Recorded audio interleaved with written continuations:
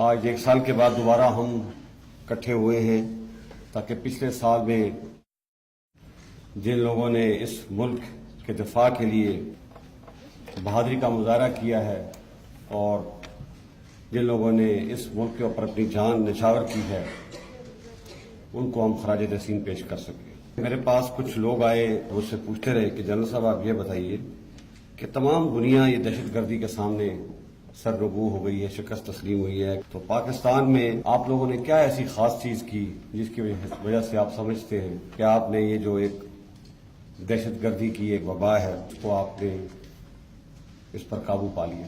جب قوم ساتھ کھڑی ہو تو ہر مسئلے کا حل نکل آتا ہے، لیکن سب سے بڑی جو چیز ہے کہ اس ملک میں ایسے باپ ہیں جو اپنے بیٹے نچھاور کرنے کو تیار ہیں، اس ملک میں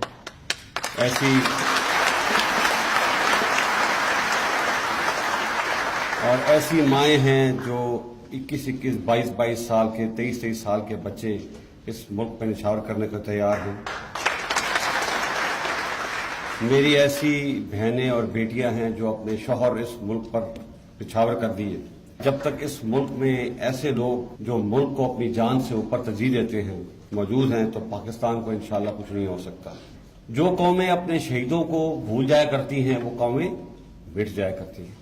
ہیرو وہ ہیں جو آنکھیں بند کر کے اس ملک کے اوپر اپنی جان قربان کرتے ہیں۔ حادثے کم ہونے شروع ہو گئے ہیں، دہشت گردی بہت کم ہو گئی ہے، قابو آ گئی، اور اس قابو پانے میں ہمارے تمام فوجیوں کا، ہمارے دلیر فوجیوں کا خون شامل ہے۔ کوئی چیز بھی دنیا میں بغیر قیمت کے حاصل نہیں کی جا سکتی۔ پاک فوج زندہ باد، شہدائے پاکستان زندہ باد، پاکستان پائندہ باد۔